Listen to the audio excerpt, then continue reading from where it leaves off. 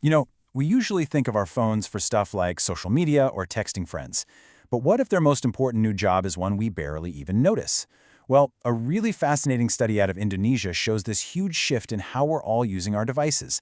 And it's all thanks to the scanner that's right there in your pocket. So, let's dive in. Okay, let's kick things off with a huge number. As of 2019, 94%, that's almost everybody, 94% of the population in Indonesia had a smartphone. So we're not talking about some niche market here. This is practically universal, and it sets the stage for some really interesting app trends. And get this, inside that massive market, one single platform is just completely dominant. Android runs the show on 92% of all smartphones in the country.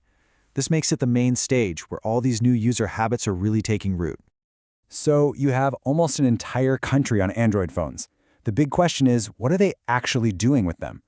Well, it turns out, beyond all the usual games and social media, a totally different kind of app is exploding in popularity.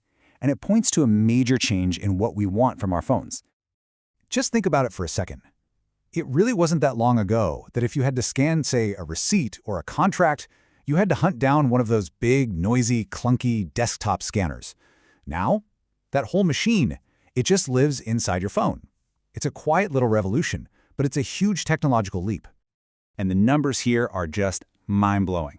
These aren't some obscure tools for techies. We're talking about apps like Cam Scanner, with over 100 million downloads, Adobe Scan, Office Lens, tens of millions. And then there's Google Drive, which has a scanner built right in, that's sitting on over 5 billion devices. This isn't a trend, it's completely mainstream. Which, of course, leads us to the big mystery, right? With literally hundreds of millions of people using their phones as scanners, who are these people? What makes someone decide, you know what I need? A productivity app like this. That's the exact question a team of researchers set out to answer. So how in the world do you solve a mystery like that? Well, the researchers didn't just take a wild guess. Nope. They used a really clear scientific method to figure out who these users are. Let's break down exactly how they did it. So the team used what's called a quantitative approach. First, they surveyed 310 people from all sorts of different backgrounds in Indonesia. Then, they took that data and analyzed a bunch of key factors using a statistical model, which is just a fancy way of building something that can predict a simple yes or no answer. And in this case, the question was, do you use a scanner app or not? Now, in their investigation, the researchers had a hunch. They decided to focus on two main clues they thought were probably the most important: a person's level of education, anything from high school up to a PhD, and their employment status. Are they a student, an employee, an entrepreneur, or something else? And here it is, straight from the source.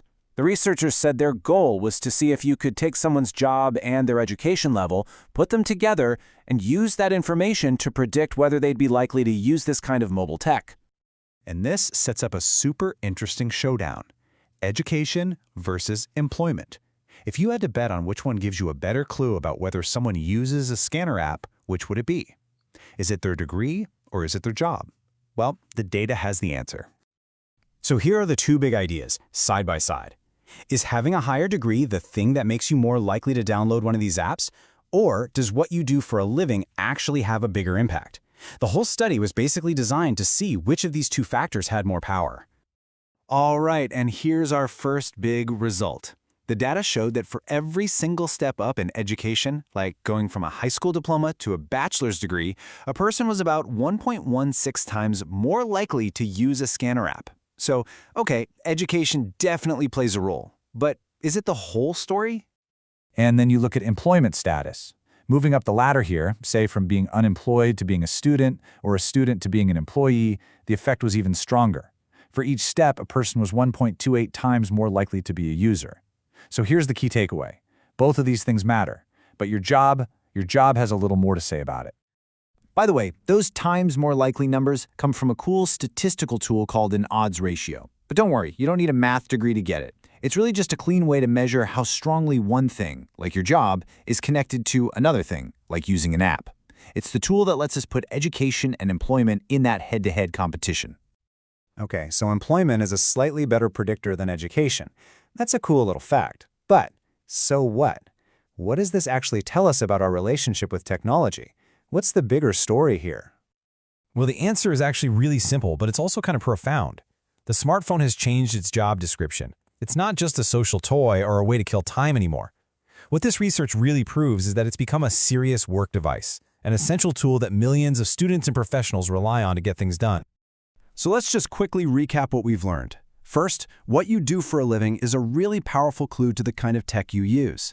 Second, these productivity apps are totally changing the role of the smartphone in our lives. And third, remember this isn't some small local thing, it's a massive global shift in how we work and learn.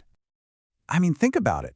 The little device in your pocket has already swallowed up the jobs of so many other machines. It's your camera, your GPS, your music player, and now it's your office and your scanner too.